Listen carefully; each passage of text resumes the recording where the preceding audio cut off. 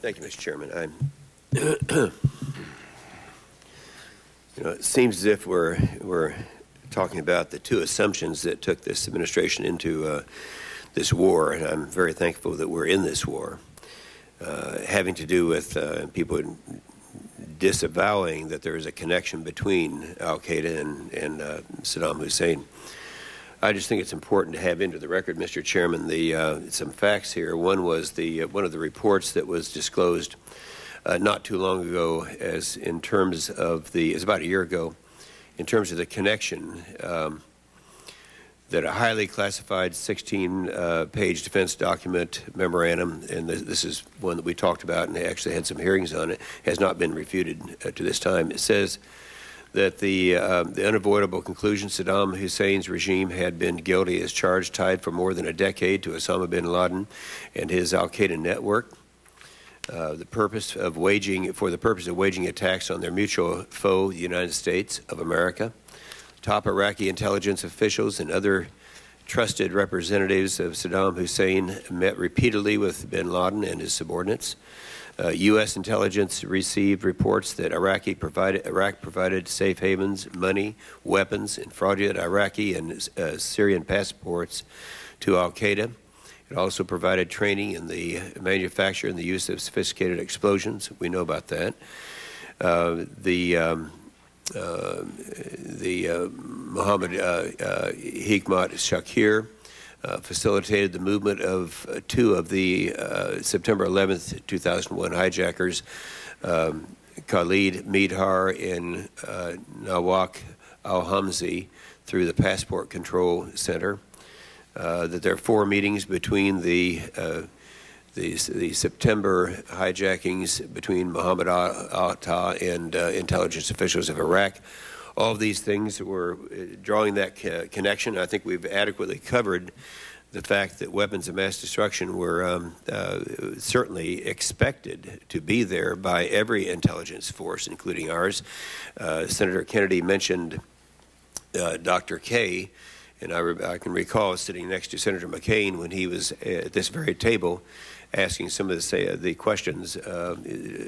Saddam Hussein developed and used weapons of mass destruction. True. He talked about in the past. Yes, he used them against the Iranians and the Kurds.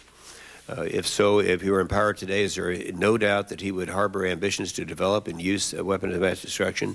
Absolutely no question about that.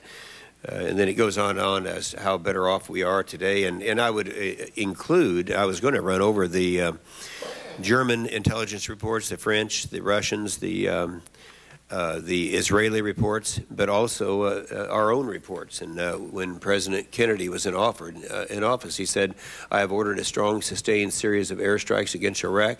They are designated to degrade Saddam's capacity to develop and deliver weapons of mass destruction. There was no doubt in anyone's mind that this was going on. Now, I think probably the best question that's been asked here, and it's been answered by you, so I won't ask it again. It's been asked to a number of witnesses, is are we better off today?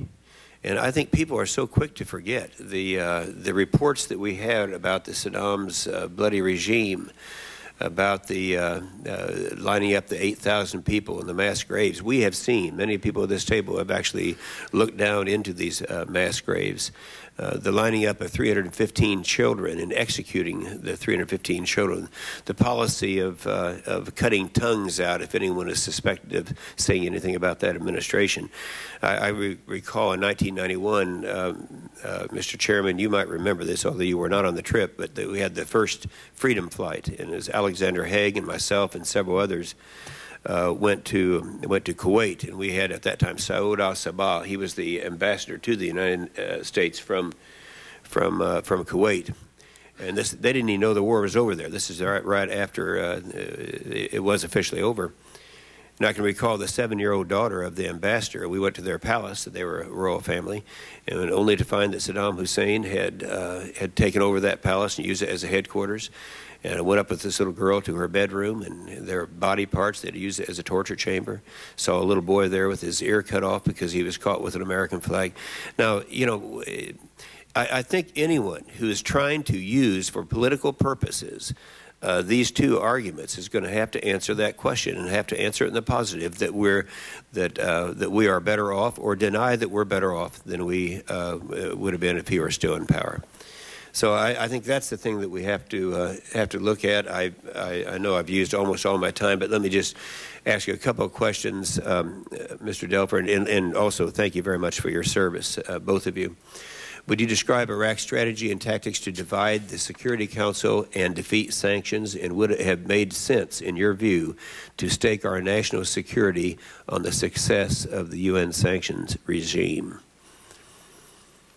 Well, I think it's pretty clear that the Iraqi strategy and tactics to dividing the Security Council were having a fair amount of success. I think that's clear in the report when you see that the amount of conventional military equipment that was being sold to Iraq, being transported into Iraq by, in fact, with the help of some Security Council members. There is, in my mind, little doubt that the trend, again, prior to 9/11, that the constraints that the UN was able to put around Iraq were collapsing. Yes. Thank you very much. Thank you, Mr. Chairman.